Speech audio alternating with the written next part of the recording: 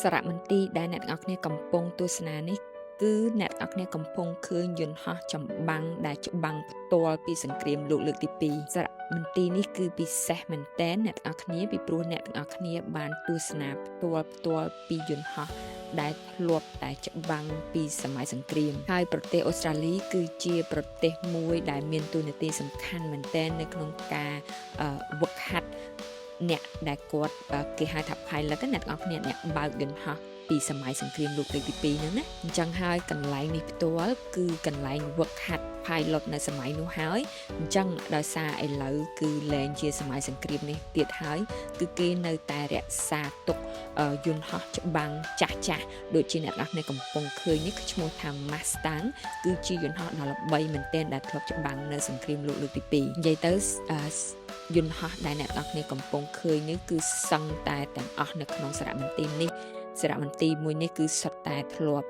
ឆ្លងកាត់សង្គ្រាមតាំងពីលើកទី2ហើយបើអ្នកទាំងអស់គ្នាកត់សម្គាល់បើអ្នកទាំងអស់គ្នាឃើញថាសនៅខាងក្រោមយន្តហោះហ្នឹងគឺវាត្រង់នៅប្រេងយន្តហោះអ្នកទាំងអស់គ្នាអញ្ចឹងបានន័យថាយន្តហោះហ្នឹងនៅតែបន្ត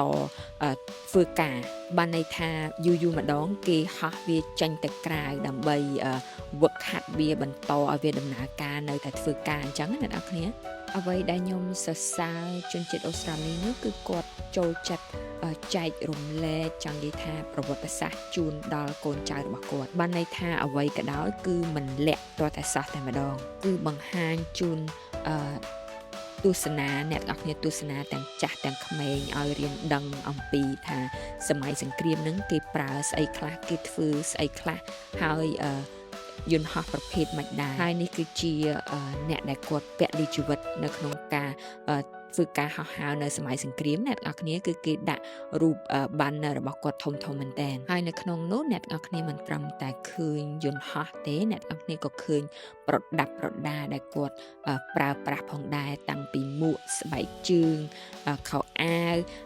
ជាពិសេសក៏មានចង់និយាយថាកំភ្លើងយន្តហោះផងដែរអ្នកទាំងអស់គ្នា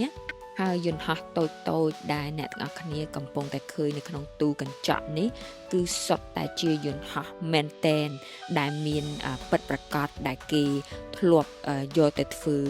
សង្គ្រាមអ្នកទាំងអស់គ្នាប៉ុន្តែវាបានចង់និយាយថាខ្ទេចខ្ទីអស់ទៅហើយអញ្ចឹងហើយយន្តហោះខ្លះគឺអ្នកទាំងអស់គ្នាមិនអាចឃើញវាពិតប្រាកដនោះទេហើយយន្តហោះខ្លះទៀតគឺវានៅកន្លែងចង់និយាយថា airport កន្លែងចតផ្សេងគ្នាអ្នកទាំងអស់គ្នានេះគ្រាន់តែជា